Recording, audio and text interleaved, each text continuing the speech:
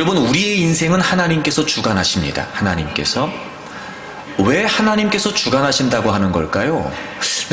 하나님이 우리의 인생을 주관하신다는 게 도대체 어떤 의미일까요? 물론 여러 설명을 할 수 있겠습니다만 제가 두 가지를 말씀드리려고 하는데, 첫째는 뭐냐면요, 생명을 주시는 분도 하나님이시고 생명을 걷어가시는 분도 하나님이세요. 그러니까 하나님이 주관하시는 거예요. 그러니까 우리가 못합니다. 우리가 못해요. 우리가 태어나고 싶어서 태어나고 싶은 때 태어나고 싶은 곳에 태어나지 않습니다. 그렇죠? 우리 마음대로 안 돼요. 우리가 가고 싶을 때 가고 싶어서 그렇게 못 갑니다. 그러니까 생명을 주시는 분도 생명을 걷어가시는 분도 하나님이세요. 그러므로 우리의 인생은 하나님이 주관하십니다. 또 하나, 하나님이 주관하신다라고 하는 것에 있어서 중요한 의미가 뭐냐면, 시작과 끝이 하나님께서 하게 하시는데 말입니다. 그 끝이 말이죠. 끝이 그냥 끝이 아니라는 거예요. 여기에 우리를 있게 하신 하나님, 그래서 마무리하게 하시는 하나님, 끝나게 하시는 하나님, 바로 그 사이에 살고 있었던 모든 삶의 행적을 가지고 우린 하나님 앞에 선다는 겁니다. 여러분, 인생이 끝나는 게 그냥 끝나는 게 아니에요. 우리는 죽음으로 끝난다고 생각하죠. 우리 눈에 그 누군가가 보이지 않으면 끝이라고 생각하죠. 아니요, 그게 끝이 아니에요. 우리의 끝은 뭐냐면요, 우리가 살아온 모든 삶의 행적을 가지고 하나님 앞에 서는 거예요. 그게 마지막이에요. 그러므로 우리의 인생은 하나님이 주관하시는 게 맞아요. 마지막까지도 우리는 그분 앞에 서야 되니까요. 그럼 이제 우리는 이런 질문을 해야 돼요. 마지막 그분 앞에 섰을 때, 내 모든 삶의 행적을 가지고 그분 앞에 섰을 때, 시작하게 하시고 끝나게 하시는 그분 앞에 내 인생이 과연 어떤 인생으로 평가될까? 진짜 인생의 의미는 여러분, 이 땅에서 누리고 갖고 이게 아니에요. 아무리 이 땅에서 누리고 많은 걸 하고 많은 걸 갖고 부족함 없이 원 없이 때로는 여러분 남들의 부러움을 받으며 살아도 그 모든 삶의 행적을 가지고 마지막 하나님께 섰을 때 하나님이 아니다 그러면 그 인생은 그냥 허무해지는 거예요. 그래서 우리의 삶의 진짜 의미는 뭐냐면요, 하나님께서 보시기에, 그게 진짜 우리 인생의 의미여야 돼요. 오늘 하나님께서 보시기에 아름답고, 오늘 하나님께서 보시기에 선하고, 오늘 하나님께서 보시기에 바르고, 그런 삶이 오늘이 하루하루 쌓여 모든 삶의 행적이 마지막 하나님 앞에 가게 되면 하나님께서 보시기에 선한 삶으로 결정이 되겠죠. 결론이 날 거예요. 그런데 하나님 앞에 선다는 사실, 하나님이 우리의 인생을 주관하신다는 사실을 놓친 채 내가 보는 것이 전부고 내가 아는 것이 전부고 그러므로 내가 사는 것이 전부다라는 생각에 살게 되면 마지막 주님 앞에 섰을 때 말입니다, 그처럼 허무하고 의미 없는 인생이 없을 겁니다. 비극입니다. 그러므로 여러분, 우리는 인생을 살면서 하나님께서 보시기에 여러분 여기에 가장 큰 의미를 둘 수 있어야 합니다. 므낫세가 12세 왕이 되고 55년 동안 통치를 합니다. 그런데 그의 일생을 하나님이 평가하시면서 하나님께서 보시기에 악을 행했다. 영거포 6절 뒷부분에 보면 하나님께서 보시기에 악을 많이 행했다. 그래서 하나님이 화내셨다, 이런 표현이 나와요. 왕이었습니다.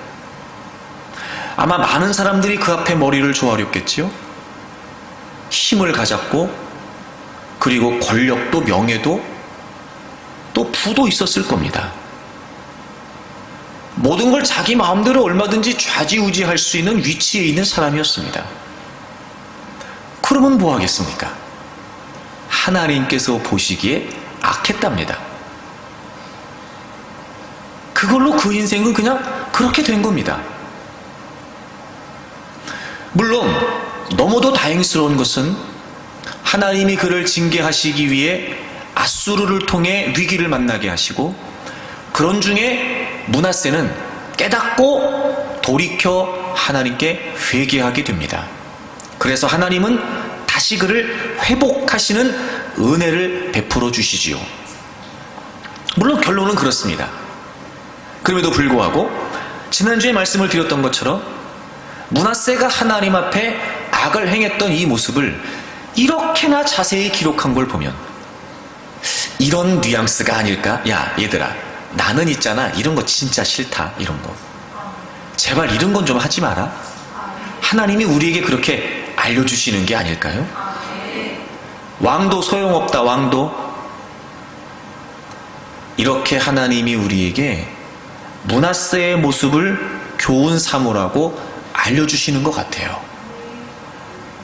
그래서 하나님께서 보시기에 악한 모습이 도대체 무엇일까 우리가 생각하고, 그러면 이제부터 하나님께서 보시기에, 즉 하나님은 뭘 좋아하실까를 우리가 생각해낼 수 있죠.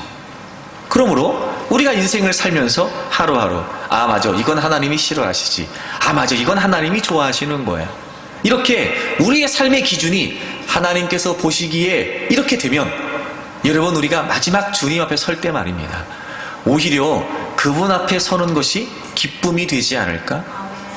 세상에서는 하나님께서 보시기에 그걸 붙들고 살면서 힘들고 부딪히고 괴롭고, 그 여러분 좁고 협착한 길을, 많은 사람들이 지지하지도 않는 길을, 그 길을 걷는 게 얼마나 외롭고 힘들었을까. 그러니까 어쩌면 여러분 그렇게 사는 사람들은요 더 주님 앞에 서는 날이 고대하게 될 수도 있어요. 그리고 마침내 삶의 모든 행적, 하나님께서 보시기에 아름답게 살았던 삶의 모든 행적을 가지고 하나님 앞에 기쁨으로 서는 겁니다. 하나님은 우리가 그렇게 되기를 원하시는 거예요. 여호와께서 보시기에. 자, 그러면 여러분 므낫세가 도대체 어떤 모습으로 살았길래 하나님께서 보시기에 악을 행했다 이렇게 말씀하셨을까요? 지난주에 두 가지를 여러분에게 말씀을 드렸는데요, 첫째가 뭐였냐면 이방 사람의 가증한 일을 본받았다는 겁니다. 므낫세는, 유다 백성들은 하나님의 백성들이었습니다. 므낫세는 하나님의 백성이었습니다. 그러므로 그는 하나님을 본받아야 했습니다. 하나님을 따라 살아야 했죠. 그런데 이방 사람의 가증한 일을 본받은 겁니다. 그러므로 당연히 하나님께서 보시기에 그건 악한 행위였던 거였죠. 그렇습니다, 여러분. 하나님께서 보시기에 악한 행위, 하나님이 정말 싫어하시는 게 뭐냐면요, 하나님의 백성들이 하나님을 본받지 않고 세상을 본받는 겁니다. 세상을 본받는 거예요. 그걸 하나님은 정말 싫어하시는 겁니다. 그도 그럴 것이, 예수 그리스도 이전에 우리는 세상에 속해 있었습니다. 그런데 예수님께서 우리를 위해 죽으시고 부활하신 게 어떤 의미냐면, 그 사단의 지배 가운데, 세상의 권세 가운데 있었던 우리를 그곳에서부터 건져주신 거란 말이에요.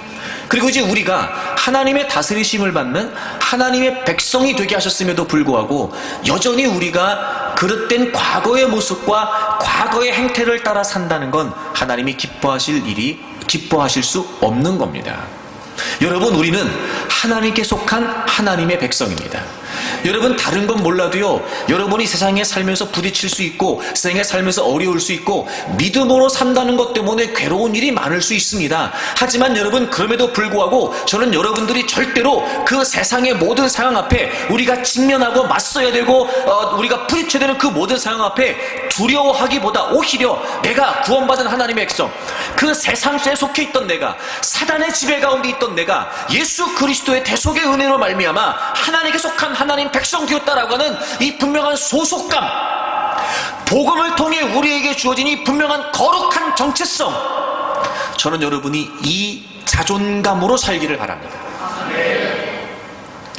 절대로 세상의 가치 앞에 굴하지 마십시오. 주눅들지 마십시오. 이미 나는 그 모든 세상의 결박으로부터 자유함을 얻은, 당당히 예수 그리스도의 이름으로 그 어떤 세상의 가치와도 맞설 수 있는 하나님께 속한 자가 되었다라고 하는 이 분명한 자존감을 잃지 않기를 바랍니다. 원수마귀가 자꾸 우리를 유혹하는 거예요. 원수마귀가 자꾸 우리를 혼란스럽게 하는 겁니다.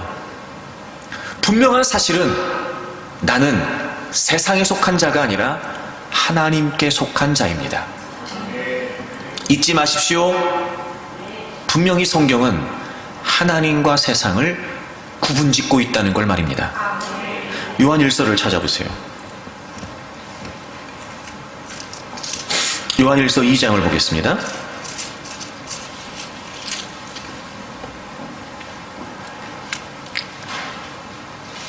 15절을 보시면 요한일서 2장 15절입니다. 388페이지입니다. 이 세상이나 세상에 있는 것들을 사랑하지 말라 이렇게 말씀하세요. 왜냐하면 누구든지 세상을 사랑하면 아버지의 사랑이 그 안에 있지 않대요.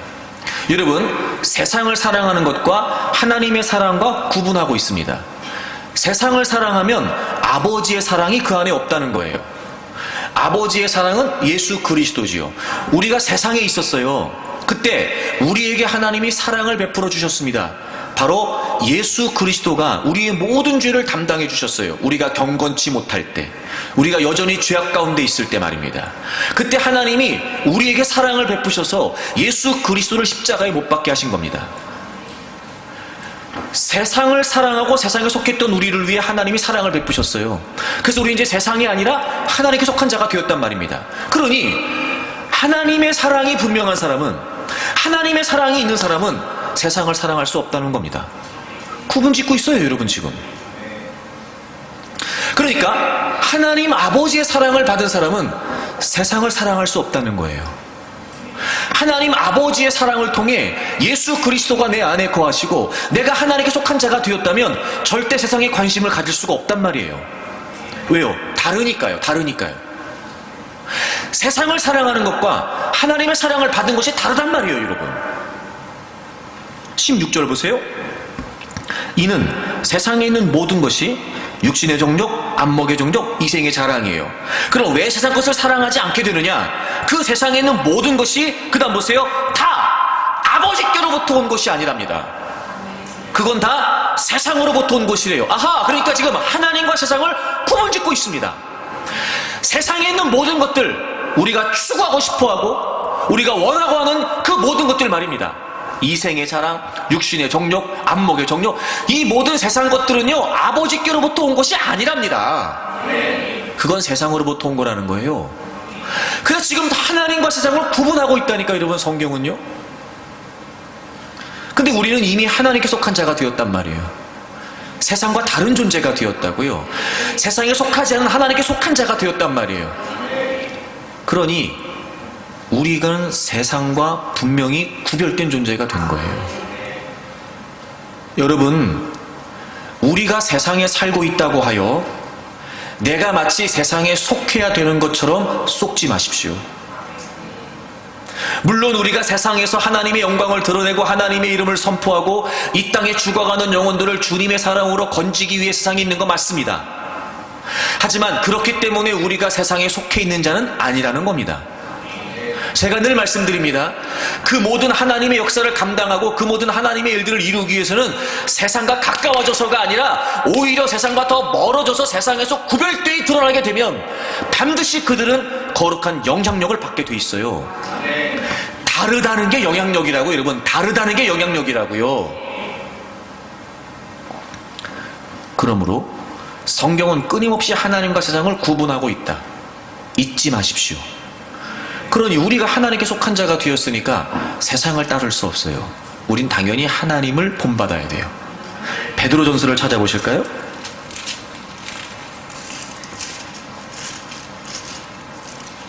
베드로전서 1장을 보세요.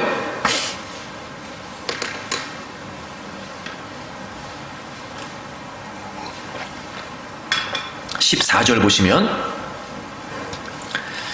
베드로전서 1장 14절, 너희가 순종하는 자식처럼 전에 알지 못할 때 따르던 너희 사역을 본받지 말고. 우리가 예수 그리스도 이전에 말입니다. 우리는 우리 욕심을 따라 살았어요. 자, 보세요. 그게 뭐냐면 순종이에요. 그러니까 우리는 죄와 사단의 권세 가운데 죄에게 종노릇하고 있었단 말이에요. 근데 이제는 너희는 더 이상 그렇게 살던 것처럼 그렇게 사욕을 본받지 말래요. 본받는다 나왔어요. 너희 사욕을 본받지 말래요. 너희 욕심을 본받지 말래요.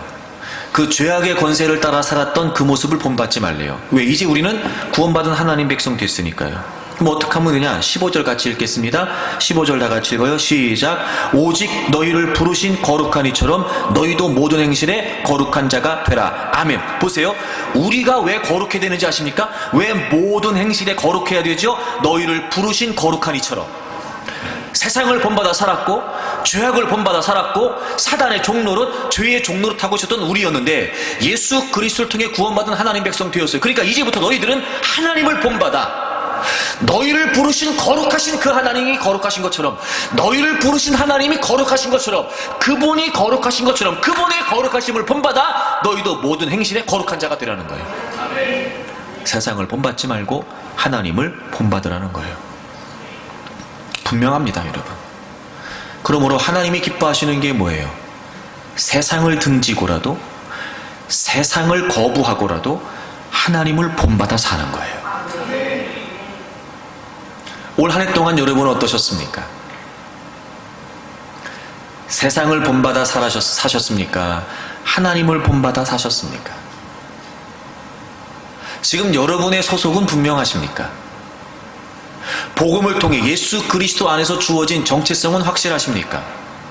그 거룩한 자존감으로 세상에 맞서 오히려 세상과 부딪힐지언정 하나님을 본받아 살기 위해 힘쓰고 계십니까?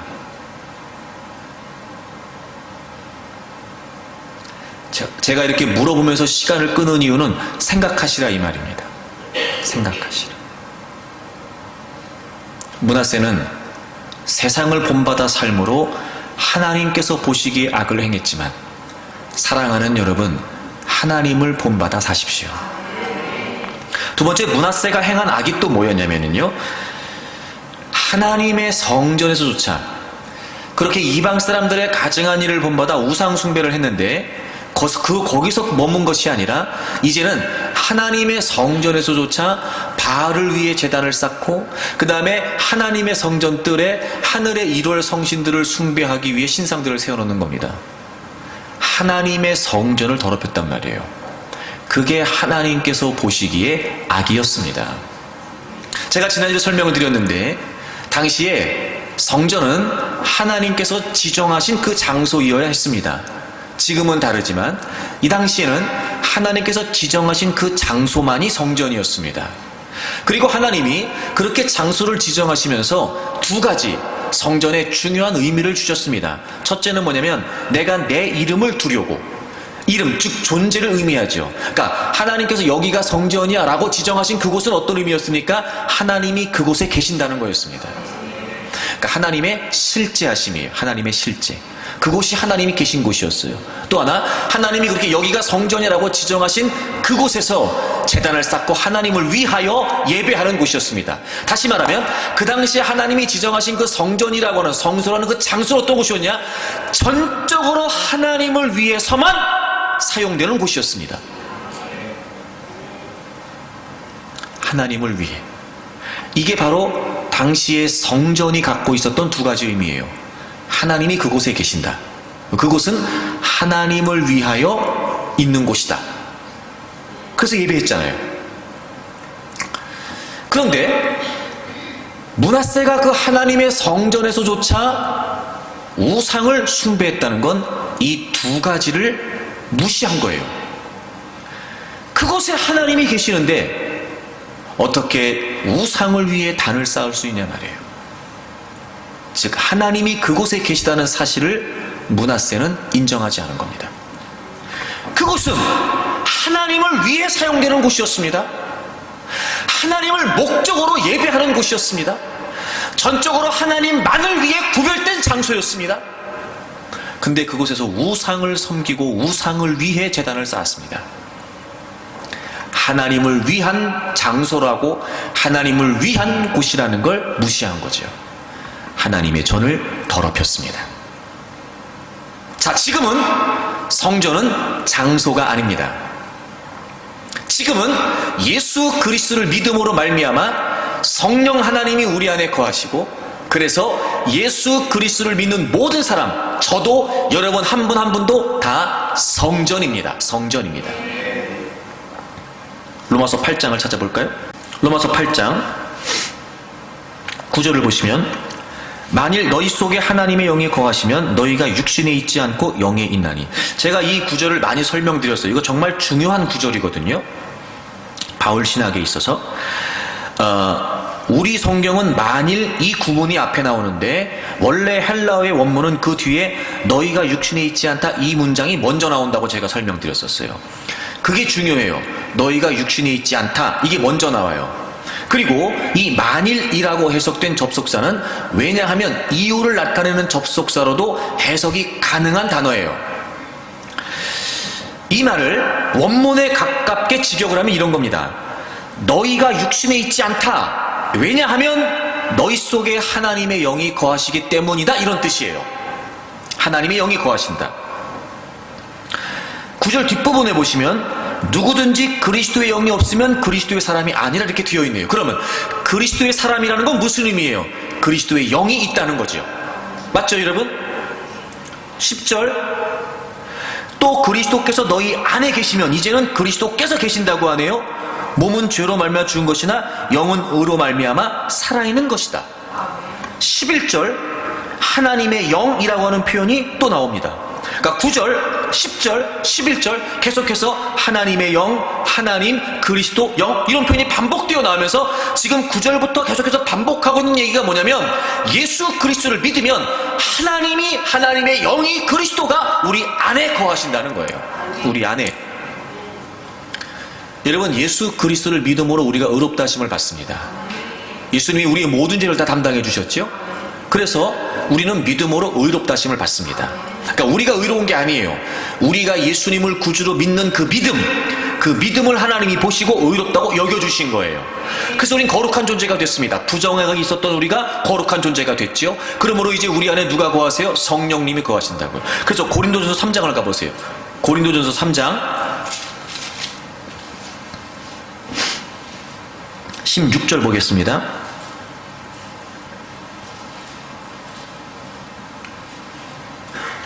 너희는 너희가 하나님의 성전인 것과 하나님의 성령이 너희 안에 계시는 것을 알지 못하느냐. 하나님의 성령이 너희 안에 계신다? 그러므로 너희들은 성전이다. 왜 그걸 모르느냐? 이 얘기하는 거죠 지금. 그쵸 여러분? 자 그러면 지금은 성전이 건물이 아니에요. 장소가 아니라고요.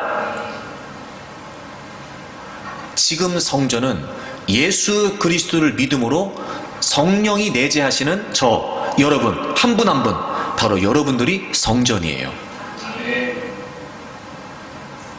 우리가 성전이라고 이제 여러분. 그리고 그 성전의 두 가지 의미는 변하지 않습니다. 첫째가 뭐지요? 하나님의 실제하심. 하나님이 우리 안에 거하시잖아요. 그럼 보세요. 자, 하나님이 우리 안에 거하세요. 하나님이. 그래서 우리가 하나님의 성전이에요. 근데 우리가 하나님을 추구하지 않고 세상의 것을 추구해요.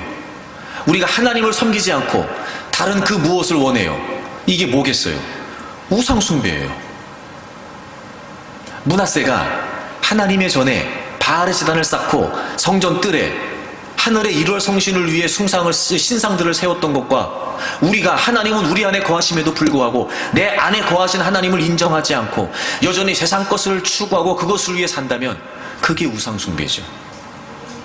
하나님은 저와 여러분 안에 거하세요. 그래서 이제 우리는 우리 것이 아니라 하나님의 것이 됐어요. 그래서 이제 우리는 하나님을 위해 삽니다. 다시는 우리가 우리의 육신을 위해 살지 않습니다. 이제는 우리가 하나님을 위해 삽니다. 그러므로 여러분 성전된 우리에게 있어서 이 두 가지 의미가 분명해야 돼요. 하나님이 내 안에 거하신다. 하나님의 실제하심.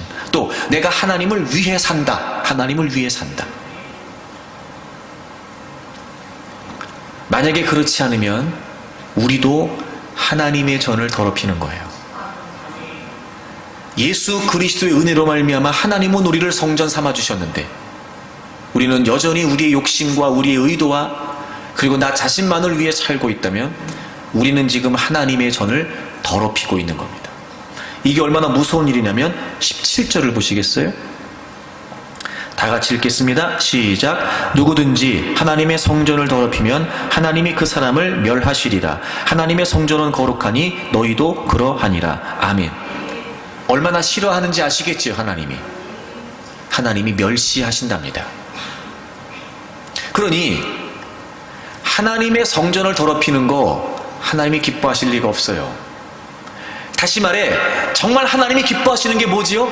내가 하나님의 전이라고 하는 사실을 깨닫고, 그래, 하나님은 늘 내 안에 계시죠. 그러니까 우리는 끊임없이 하나님을 추구하는 거예요. 그분과의 친밀한 관계를. 그리고 내가 그분 것이 되었어요. 그러므로 이제 우리는 그분을 위해 살아요.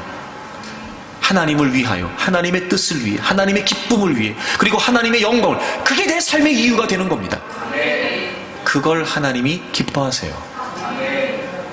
저는 여러분 모두가 하나님이 기뻐하시는 분들이 되었으면 좋겠습니다. 정말 하나님 보시기에 선한 삶을 사는 분들이 되었으면 좋겠습니다. 여러분이 하나님의 성전이라고 하는 사실을 잊지 마십시오. 늘 하나님과 함께하고 있다는 사실을 잊지 말고 그 하나님과의 관계를 더 추구하세요. 그리고 하나님을 위해 우리가 존재한다는 사실을 잊지 마십시오. 하나님 보시기에 아름다운 삶을 사는 여러분들이 되었으면 좋겠습니다. 오늘 세 번째 여러분과 말씀을 나누겠습니다. 자, 여러분, 그럼 또 므낫세가 어떤 잘못을 했기에 하나님께서 보시라고 말씀하셨을까? 우리 본문으로 돌아오실까요? 역대하 33장 6절을 보시면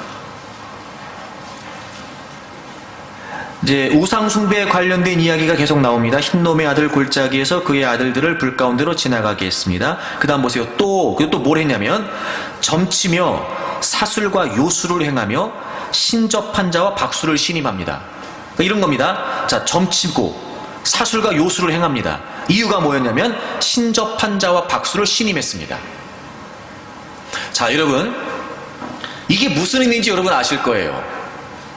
자, 우리가 점집에 가는 이유가 뭐지요? 무당 얘기 들으려고. 난 지금 이게 걱정돼요. 이게 어떻게 되는지 궁금해요. 어떻게 해야 될지 불안해요. 그리고 이제 점 보러 가잖아, 우리가. 그래, 가서 뭐 하는 거예요? 그 사람의 이야기를 듣는 겁니다.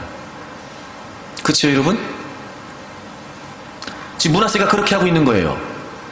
근데 성경을 뭐라고 표현하고 있냐면 그들을 신임했다고 되어 있어요.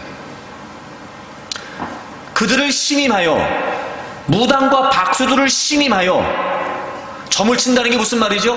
저기 나라의 장래가 어떻게 될까요? 저기 이번 일은 어떻게 처리해야 될까요? 난 지금 이게 걱정인데 이걸 어떻게 될까요?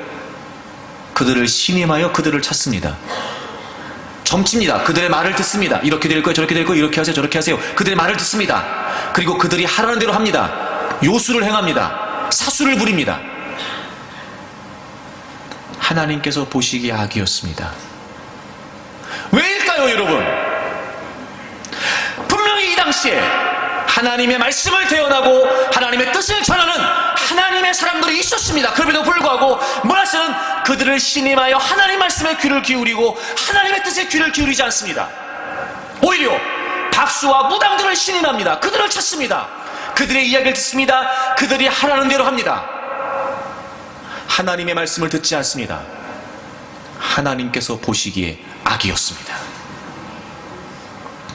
그게 므낫세의 악이었어요.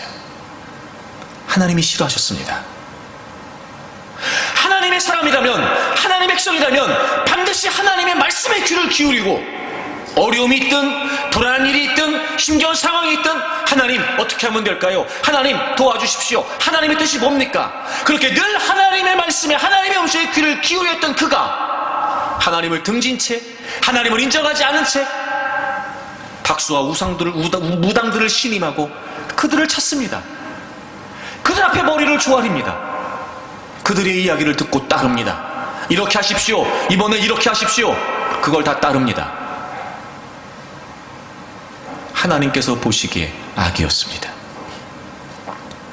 사랑하는 여러분, 정말 중요합니다. 우리가 진짜 하나님의 백성이라면 하나님이 뭘 정말 좋아하실까? 내가 정말 하나님의 자녀고 내가 맨날 하나님을 아버지라고 부르는 것처럼 그분이 진정 나의 아버지라면 아버지 되신 하나님이 정말 뭘 좋아하실까? 뭘 좋아하실까? 그분의 말씀을 청종하는 겁니다. 그분의 말씀을. 그분의 말씀에 관심을 기울이지 않습니다. 여러분, 이 당시 하나님의 사람들이 없지 않았어요. 하나님은요, 이미 이스라엘 백성들에게 이스라엘 백성들이 어떻게 살아갈 것인지에 관해 알고 계셨기 때문에 그렇게 살지 못하도록 하려고 하나님이 주신 약속이 있어요. 여러분, 신명기를 찾으세요. 신명기 18장입니다.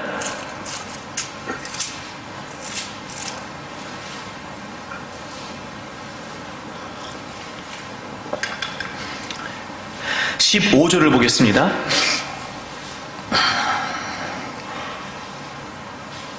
신명기 18장 15절. 내 하나님 여호와께서 너희 가운데 내 형제 중에서 너를 위하여 나와 같은 선지자 하나를 일으키시리니 너희는 그의 말을 들을지니라. 아멘.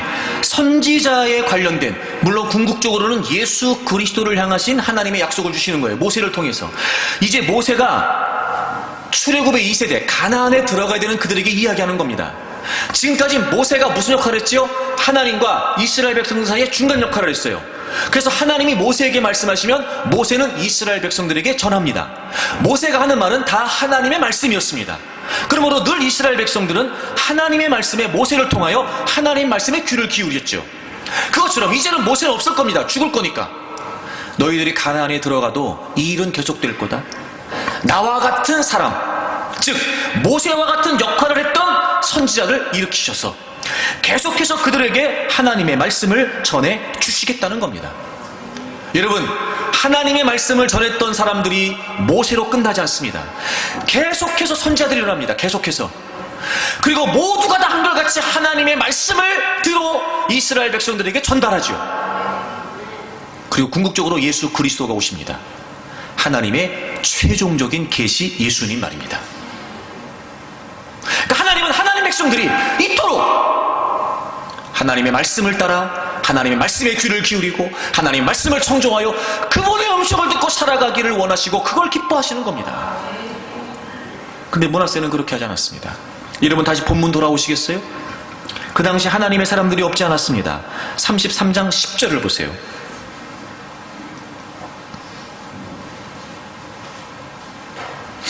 역대하 33장 10절을 보시면 여호와께서 므낫세와 그의 백성에게 이르셨으나 말씀하셨으나 그들이 뭐 했다는 거예요? 듣지 않았다는 겁니다. 물론 이 말은 표면적으로 보면 하나님이 직접 말씀하신 것처럼 보여지기도 합니다. 물론 그러시기도 했겠지요. 하지만 하나님이 지금까지 행하셨던 모든 역사들을 보면 분명히 하나님의 사람들을 통해서도 전하셨을 수 있을 겁니다.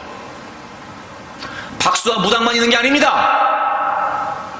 분명히 하나님 말씀을 전해주는, 므낫세가 여전히 하나님 보시기에 악을 행하고 있었으나 하나님의 말씀을 전하는 사람들이 있었을 거라고요. 듣지 않은 겁니다. 듣지 않은 겁니다. 여러분, 듣지 않았다는 말이 무슨 말이죠? 박수와 무당들의 말을 들었다는 거죠. 아하, 듣지 않은 건 듣지 않은 게 아닙니다. 다른 말을 듣는 겁니다. 무서운 결과를 낳습니다. 여러분, 우리가 쏟고 있는 겁니다. 내가 지금 하나님의 말씀을 듣지 않는다는 건 세상의 말을 듣는다는 거예요.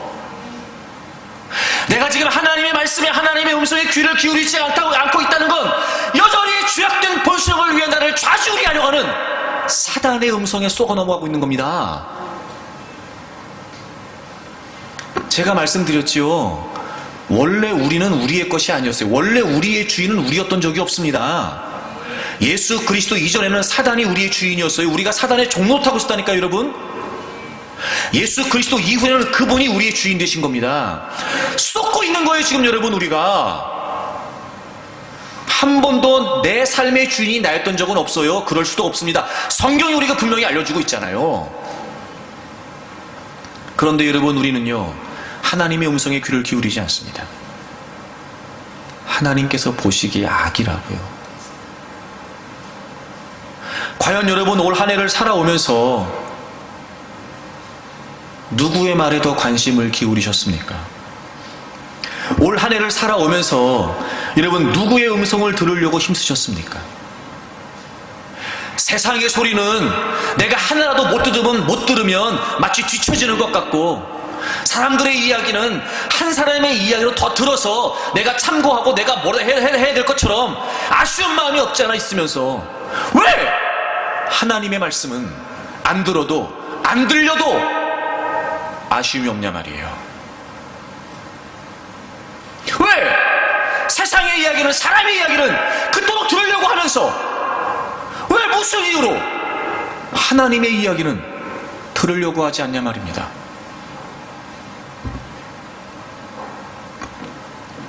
잘 들어보세요. 적어도 우리가 세상의 소리를 듣고 따른다는 건 들려서 듣는 게 아니라 그 소리를 들으려고 듣는다는 걸 의미하는 거예요. 나도 모르는 사이에 이미도 내 마음의 관심이, 내 마음의 중심이, 내 삶의 관심이 그쪽으로 쏠려 있으니까 들리는 것처럼, 들리니까 듣는 것처럼 생각하죠. 천만에! 이미 내 마음이 글로 가 있다는 건 들으려고 듣는 겁니다. 그만큼 우리의 중심이 하나님에게로부터 멀어져 있는 겁니다. 제가 금요일 그런 말씀 드렸는데, 거룩하게 사는 건 유별나게 사는 게 아니라 구별되게 사는 거예요. 하나님 말씀을 듣고 말씀을 따라 말씀을 좇아 거룩하게 사는 건 유별난 게 아니라고, 여러분. 근데 어떻게 생각합니까 우리는? 아휴, 뭘 그렇게까지, 아유, 요즘 같은 시대에 무슨 거룩은 무슨, 아이고 참나, 참 유별을 떠네, 유별을 떨어.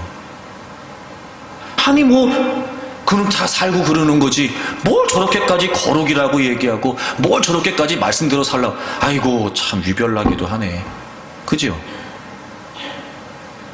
왜 그걸 구별이라고 생각 못할까? 왜 그 구별된 삶의 의미와 가치를 부여하지 못하는 걸까? 왜 거룩이라고 하는 구별된 삶이 우리에게 아름답게 여겨지지 않은 걸까? 왜 유별나게만 여겨지는 걸까요? 이미 내 마음이 쏠려 있는 거예요. 우리 지금 다 쏟고 있는 겁니다, 여러분. 적어도 내가 그분의 자녀가 되고 내가 그분의 백성이 되었다는 사실이 분명하다면 다른 건 몰라도 이 모습이 분명히 나타나야 됩니다. 자, 요한복음 10장을 찾으세요. 예수님께서 예수님과 우리 사이를 여러 가지로 비유하셨는데 그 중에 하나가 뭐냐면 목자와 양입니다. 목자와 양. 27절을 보겠습니다. 요한복음 10장 27절입니다. 내 양은 내 음성을 들으며 나는 그들을 알며 그들은 나를 따르느니라. 여러분, 목자와 양의 관계에서 가장 중요한 게 뭐냐? 바로 이 27절이에요. 양들은요, 자기 목자의 음성만 듣습니다. 왜 그럴까요? 다른 목자의 음성을 들으면 안전이 보장이 안 돼요. 물을 먹고 풀을 뜯는 게 보장이 안 된다고요. 그러므로 양들은 끊임없이 자신의 목자의 음성을 들어야 됩니다. 양은 가시거리도 짧고 겁도 많습니다. 자기 스스로 자기를 보호하는 자구책도 없습니다. 그러므로 양은 홀로 살아갈 수 있는 존재가 못 됩니다. 반드시 그 모든 문제를 해결하기 위해서는 목자가 필요합니다. 목자. 보십시오. 소리라고 다 들으면 큰일 납니다. 양을 잡아먹으려고 온, 양을 팔아먹으려고 온 다른 사람의 이야기면 어떻겠습니까? 그 음성을 목자의 음성으로 듣고 따라갈 수 있겠습니까? 그것 따라가면 어떻게 되는 거예요? 죽는 겁니다.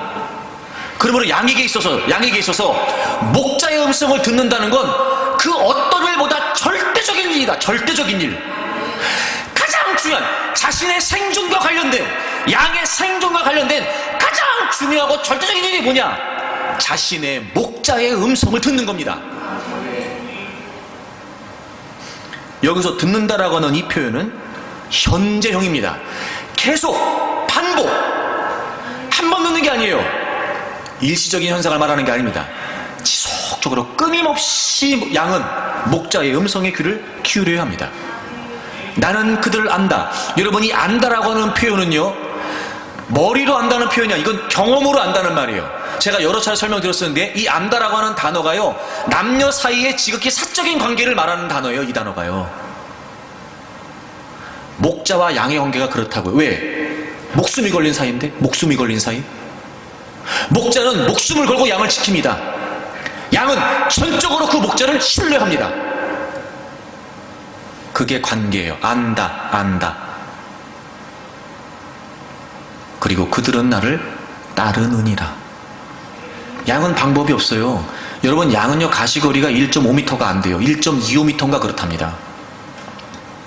그러니 혼자 스스로 풀밭을 찾아다니고 혼자 스스로 물가를 말이 안 돼요. 불가능합니다. 그러니까 양은요 목자만 따라가는 겁니다. 목자만. 그 음성을 듣고. 보이지도 않으니까. 그게 목자와 양의 관계라고요. 왜 주님이 이렇게 비유하셨을까요? 여러분, 주는 나의 목자, 여호와는 나의 목자. 무슨 의미입니까 여러분? 이게 여러분에게? 그저 여러분이 가는 데마다 푸른 초장이 나타나야 되고 여러분이 가는 데마다 콸콸콸 물이 쏟아져야 되는 겁니까? 그래서 여호와가 나의 목자입니까? 목자와 양의 관계는 그런 관계가 아니에요. 여러분,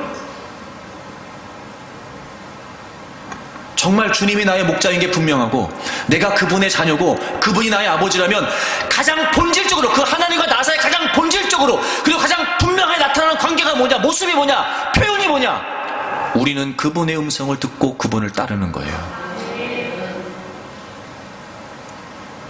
만약에 그렇지 않다면 26절 보겠습니다. 충격적이죠. 26절. 너희가 내 양이 아니므로 믿지 아니하는도다. 왜 안 듣는 거예요? 주님의 양이 아니에요. 왜 안 믿지요? 주님의 양이 아니에요. 왜 안 따라요? 주님의 양이 아니에요. 그럼 우리가 주님과 관계가 있다는 거예요? 없다는 거예요? 없다는 거예요. 물론 여러분은 쉽게 대답을 못 하시겠지요. 어려워야 됩니다, 여러분.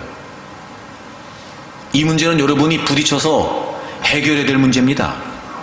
왜 안 듣는 걸까요? 주님의 양이 아니랍니다. 왜 목자의 음성이 안 들릴까요? 그 목자의 양이 아닌 겁니다. 참, 여러분, 그런 걸 보면 내가 구원받았다, 예수 믿는다, 도대체 뭔 의미인지 모르겠습니다. 우리는 그게. 그분과 우리 사이의 관계에서 가장 확실한 게 뭐냐면 그분의 음성을 듣고 따르는 거예요.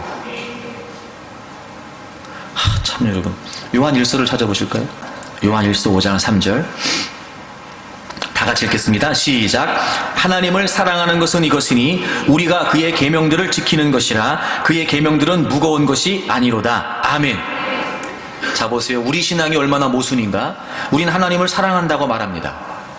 근데 그분의 계명을 지키지 않습니다. 그리고 우린 그분의 계명이 무겁습니다. 모순이지요. 사실은 제가 가짜라고 말하고 싶은데 여러분을 배려하는 차원에서 모순이라고 얘기하는 겁니다. 지금. 그러고 보니까 해버렸네? 네. 우린 하나님을 사랑한답니다. 근데 계명을 지키지 않습니다. 말씀을 안 따라요. 그리고 말씀이 무겁기만 합니다.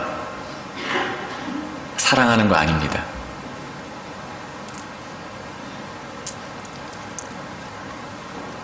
우리가 하나님을 만나는 건 예수 그리스도 때문이에요.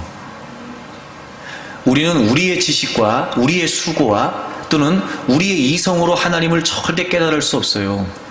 그래서 하나님의 형상이신 예수 그리스도를 우리에게 보내주신 겁니다. 하나님을 볼 수 있는 사람은 아무도 없습니다. 그런데 예수 그리스도께서 우리를 위해 죽으시고 부활하셨다는 그 십자가의 구원의 사건을 우리가 믿습니다. 그렇게 우리가 예수님을 통해 하나님을 경험합니다. 그게 시작이죠. 깨어졌던 하나님과의 관계가 다시 예수 그리스도 안에서 회복되는 겁니다. 그리고 하나님이 분명하면 분명할수록 우린 더 그분을 추구하고 그분과의 친밀한 관계를 이루기 위해 힘씁니다. 그 관계를 사랑이라고 표현한 거예요. 제가 여러 차례 설명드렸었는데 여기서 이 사랑이라고 하는 말은 아가페라는 뜻이에요. 하나님이 우리에게 베풀어 주신 무조건적인 대속의 사랑을 의미합니다. 우린 하나님을 죽었다 깬다 그렇게 살아가지 못합니다. 방법이 있다면 하나님의 사랑을 깨닫고 그 하나님의 사랑이 무엇인지 이해하고 그 하나님의 사랑을 존재적으로 깨닫고 그 하나님의 사랑에 근거하여 그 하나님의 사랑에 의하여 우리도 하나님을 사랑하는 겁니다. 근데 그 중심에 뭐가 있냐면 말씀이 있는 거예요. 진짜 하나님과의 관계가 가까워질수록 계명을 따르게 되고 더 놀라운 건 그 계명을 따른다는 것 자체가 무겁지 않습니다. 왜 그럴까요? 내가 그분을 좋아하니까요. 사랑하니까요. 여러분 잘 들어보세요. 사람과 사람과의 관계에서도요 이런 겁니다. 내가 마땅히 하긴 해야 되는 일인데 그 상대가 너무 싫어. 그럼요 그걸 억지로 합니다. 억지로. 네. 남편이 왼수 같은데 맨날 아침을 차려달랍니다. 안 살기는 뭐하고 어쩔 수 없이 해달라니까 해주긴 하는데 억지로 하는 겁니다. 억지로. 근데 지금은 왼수지만 처음엔 왼수가 아니었거든. 눈 뒤집혀서 눈 맞아서 그때는요 아침 해달라고 안 해도요 알아서 먼저 일어나서 상다리 휘어지게 탁 차려놓고 그렇게 기다립니다. 이게 뭐예요? 관계예요. 내가 좋아하는 사람이잖아요. 그 사람이 원하는 거 그 사람이 해달라는 거요 하나도 안 힘들어. 여러분 하나도 안 힘들어. 지금 이러니까 공감이 안 되는 겁니까 우리가 지금? 그게 뭐가 힘들어요? 오히려 나는 힘들어도요 그 사람이 좋아하는 걸 내가 막 해주면서 그 사람이 좋아하면 내가 더 좋아. 내가 근데요 정말 내가 싫어하는 그 사람인데 어쩔 수 없이 해야 되는 거면 그냥 의무로 합니다. 의무로. 무겁게. 이해가 되지만 지금 여러분의 표정이 씁쓸한 건 이걸 나와 주님 사이의 관계로 비교하려니까 이게 지금 복잡해지는 겁니다. 지금 이게. 요한일서 5장 3절이 그 말씀이에요. 그러니까 정말 우리가 이제 하나님 백성 되었고 하나님 보시기에 기뻐하실 수 있는 삶을 살기를 원한다면 그 하나님과의 관계 안에서 이게 제일 중요해요. 억지로 안 됩니다. 하나님과의 친밀한 관계, 예수 그리스도를 통해 회복된 하나님과의 친밀한 관계 안에서 기쁨으로 그분의 말씀을 따르는 거예요. 즐겁습니다. 오히려 내가 그렇게 하는 것 때문에 내가 순종하는 것 때문에 하나님이 기뻐하시는 게 오히려 감사해요. 오히려 감사합니다. 그 어떤 일이라도 그 어떤 대가를 지불하고라도 남들은 뭐 저렇게까지 할 필요가 있나? 아 지만 예수 믿나? 남들은 야 너 그만 좀 해라 라고 말할지 모르지만 남들은 이해가 안 돼 저 사람은 라고 말할지 모르지만 그는 오히려 그것도 모자라요. 왜? 사랑하니까 그분을. 이해가 안 되시는 분은 하여튼 깨달아지면 좋겠어요. 하여튼, 그것도 모자랍니다. 그것도. 왜? 내가 그분이 좋으니까. 기꺼이 그걸 하나님이 기뻐하시는 거예요. 근데 여러분 우리가 하나님 백성으로 하나님 말씀을 순종하잖아요. 하나님 말씀을 듣고 하나님 말씀을 따르잖아요. 그게 끝일까? 아니요. 하나님은 그 순종에 대해 책임을 지세요. 기가 막히죠 여러분. 성경의 모든 역사에서 하나님의 말씀에 순종하여 결과를 책임지시지 않은 적은 한 번도 없었어요.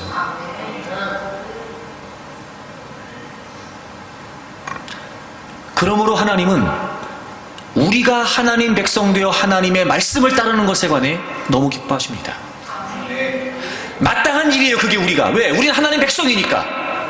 하나님이 나의 아버지가 되시는 게 맞다면 우린 그분의 말씀을 듣는 게 마땅해요. 그러나 마땅한 일을 우리가 마땅히 하지만 놀라운 건 하나님은 마땅으로 끝내지 않으세요. 만땅으로 주세요. 만땅으로. 결과를 책임지세요.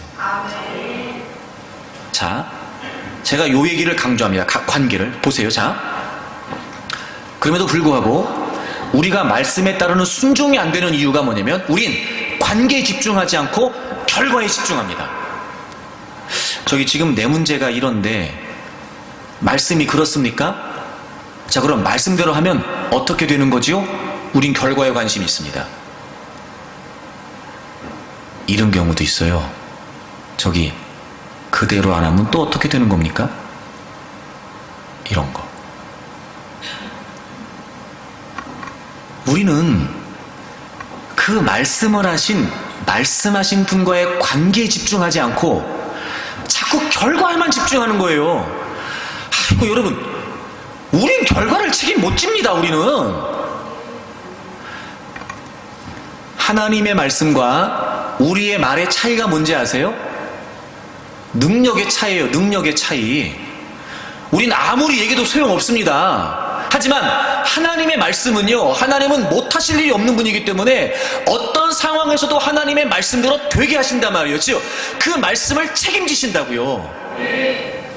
내 말과 하나님 말씀의 차이가 뭐예요? 능력의 차이라고. 능력의 차이. 그게 관계의 차이예요. 우린 관계를 분명히 하면 됩니다. 하나님이 주인이세요. 우린 그분의 종이죠. 자, 관계를 분명히 해요. 지금 내가 듣는 말이 누구의 말씀이에요? 하나님 말씀. 그분이 누구세요? 주인이세요. 그럼 우린 관계에 충실하면 어떻게 하면 돼요? 아, 우린 종이니까 주인 되신 하나님의 말씀을 따르면 돼요. 그러면 놀라운 건 우린 관계에 집중했는데 하나님은 하나님의 말씀에 책임을 지세요. 결과를 책임지신다고요. 결과는 우리의 몫이 아니에요. 우리의 몫은 순종이죠. 우리는 하나님이 지금 내게 하신 말씀, 하나님이 지금 내게 하라고 하신 그 일, 하나님이 내게 명령하신 그 명령을 따르면, 즉 내 할 일을 다 하면, 내 관계, 하나님과 의사의 관계에서 내 몫을 하게 되면 하나님은 또 말씀하신 대로 하나님이 책임지세요. 하나님은 주인 되신 하나님께서, 우리의 인생을 주관하신 하나님께서 주인으로서의 역할을 하신단 말이에요. 이게 이해가 안 되나 지금? 여러분, 요한복음 11장을 가보세요. 요한복음 11장.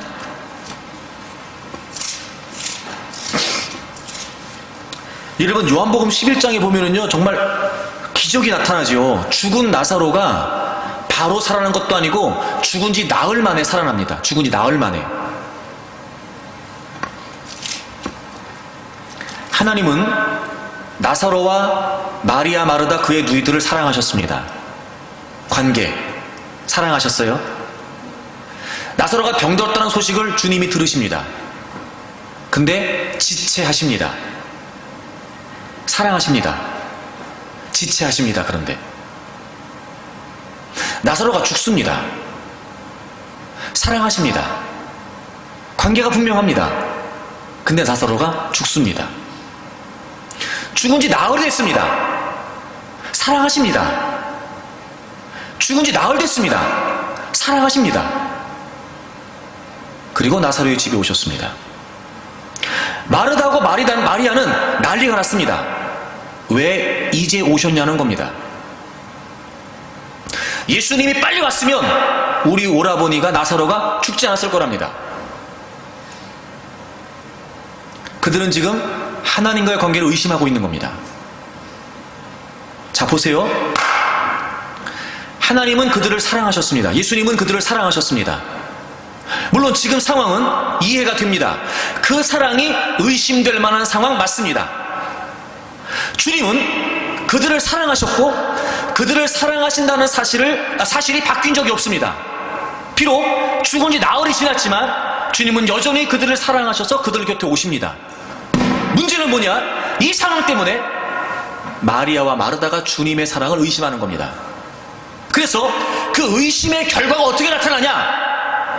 39절을 보세요. 39절. 예수께서 이르시되 돌을 옮겨 넣으라. 죽은 지 나흘 된 그 무덤 속에 있는 나사로를 찾아가셔서 무덤 문에 있는 무덤에 있는 돌을 옮겨 놓으라고 말씀하십니다. 그때 마르다가 이렇게 얘기합니다.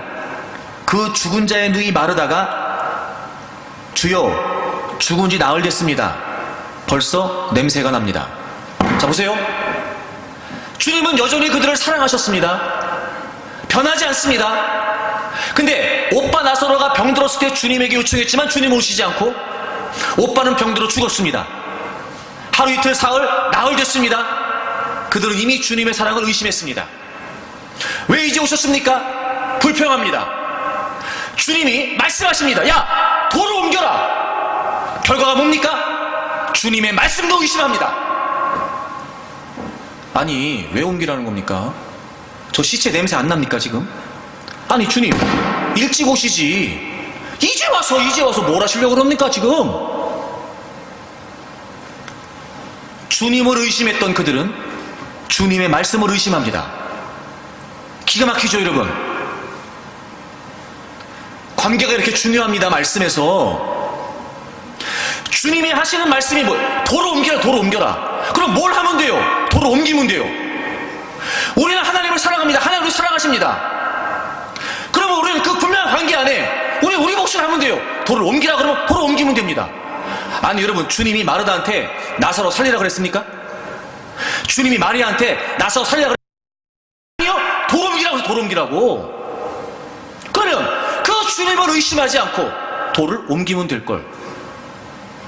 아니, 이제 와서 뭘 하시려고요? 이제 다 죽은 다음에 냄새 풀풀 나는 시체를 앞에 두고 주님, 이제 와서 뭐 하시려고요? 그러는 겁니다, 지금. 주님을 의심하니까 주님의 말씀이 의심됩니다. 둘째, 주님이 의심되니까 주님이 하실 일에 관해서도 의심이 되는 거예요. 여러분, 이거 정말 중요합니다. 우리 일생에서 주님과의 관계가 분명해지지 않으면 그분의 말씀이 의심됩니다. 즉, 그분의 말씀을 의심한다는 건 뭐예요? 그분이 우리의 삶에서 행할 일, 그 일이 의심되는 거예요. 주님은 어떤 계획이셨죠? 앞에 가보실까요? 4절, 11장 4절. 예수께서 들으시고 이르시되, 그러니까 나사로가 병났던 소식을 들었습니다. 이 병은 죽을 병이 아니라 하나님의 영광을 위함이요 하나님의 아들이 이로 말미암아 영광을 받게 하려 함이라. 이게 죽을 병이 아니다, 이 말이 우리 성경은 이렇게 되어 있는데, 원문을 좀 가깝게 번역을 하면 죽음으로 끝나지 않는다, 이런 뜻이에요. 주님은 계획이 있으셨어요. 주님은. 근데 이들은 자신들이 원하는 때, 자신들이 원하는 방법, 그렇게 자기들이 원하는 모습으로 이루어지지 않았다고 하여 주님과의 관계를 의심한 겁니다. 주님의 말씀이 의심됩니다. 주님이 뭘 행하실지도 모릅니다.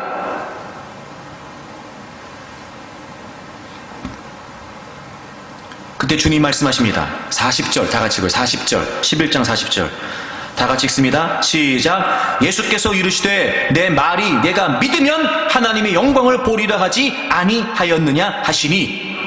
말씀하십니다. 야, 믿으면 영광을 본다는 거예요. 이게 무슨 말이에요? 믿으면, 즉 믿고 너희들이 그대로 하면 내가 책임진다는 거지. 이게 우리와 주님 사이의 관계 아닙니까?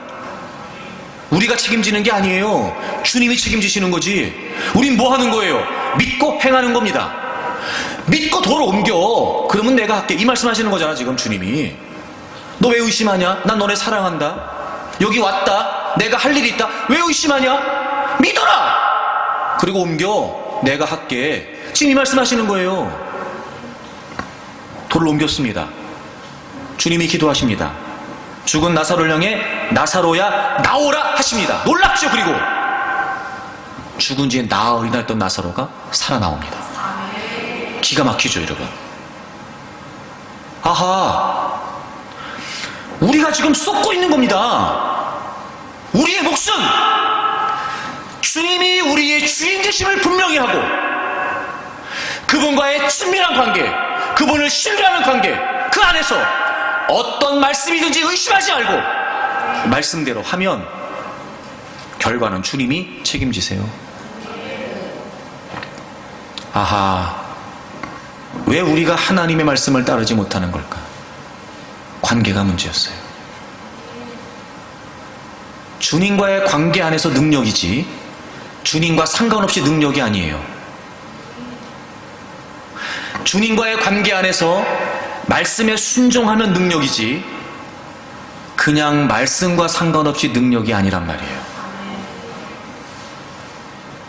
그러므로 양이 목자의 음성을 기울이고 따르는 것처럼 우리가 하나님의 음성을 기울이고 그분의 말씀을 따르게 되면 하나님이 기뻐하시는 것뿐만이 아니라 하나님은 우리의 삶도 책임지세요.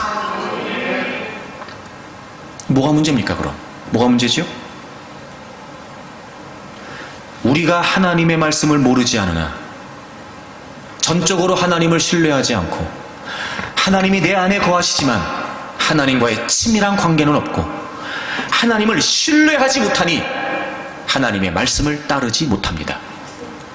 하나님을 신뢰하지 못하니 하나님 그분에게 관심은 없고 온통 결과에만 마음을 쓰고 있습니다. 안 되지요. 안 됩니다, 여러분.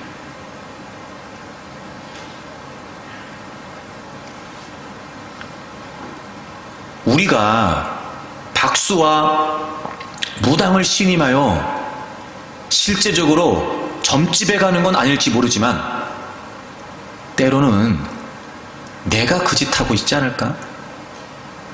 말씀이 그렇습니까? 난 이렇게 생각합니다. 나를 더 신임하잖아, 나를 더. 이게 뭐가 다르냐고요, 여러분. 내 경험을 더 신뢰하잖아요. 아니, 돌을 옮겨서 뭘 하시려고 그럽니까, 주님 지금? 다 늦게. 이제 와서 뭘 하시려고요? 일찍 오시지. 아니, 그 말씀이 지금 무슨 소용입니까? 아니, 지금 내 상황과 그 상황이 맞습니까? 지금 내 형편에 그 말씀이 맞는 겁니까? 여러분, 그건 우리 판단이지 주님 판단이 아니라. 돌을 옮기라고 하면 옮기면 됩니다. 뭐가 문제입니까? 그러므로 여러분, 하나님이 하나님의 백성들에게 말씀을 주신 이유는 하나님 좋으려고 하신 게 아니라 우리 좋으라고 하신 거예요. 사랑하는 여러분, 하나님을 신뢰하십시오. 전적으로 하나님의 말씀을 따르십시오. 올 한 해 어떻게 살아왔는지 모르지만 지금까지 우리가 살아왔던 삶의 행적이 하나님께서 보시기에 악한 모습, 하나님의 말씀을 외면하고 세상의 사람의 소리에만, 내 소리에만 귀를 기울이는 하나님의 말씀을 외면한 삶을 살았다면 여러분, 이제라도 멈추십시오. 하나님의 말씀이 의심되거든 제일 먼저 뭘 떠올려야 되냐면, 아, 내가 지금 하나님과의 관계에 문제가 있군요. 그걸 떠올려야 됩니다. 예수 그리스도를 분명히 하고, 내가 주님의 자녀 되었음을 더 분명히 하고, 내가 목자 되신 주님의 따르 인도하심을 받아야 되는 양이라고 하는 사실을 잊지 말아야 됩니다. 더 그분의 음성에 귀를 기울이십시오. 더 그분의 음성을 듣기 위해 힘쓰십시오. 따르고 순종하십시오. 반드시 여호와께서 보시기에 선하게 살기 위해 하나님의 말씀에 귀를 기울일 때마다 하나님께서는 우리의 삶 또한 책임져 주실 것을 믿습니다. 저는 여러분 모두 하나님께서 보시기에 아름다운 삶을 사는 분들이 되기를 바라고, 마지막 주님 앞에 섰을 때 여러분의 삶의 모든 행적이 하나님께서 보시기에 인정하실 만한, 결코 여러분의 삶에 후회함이 없는 그런 삶이 되기를 주의 이름으로 축복합니다.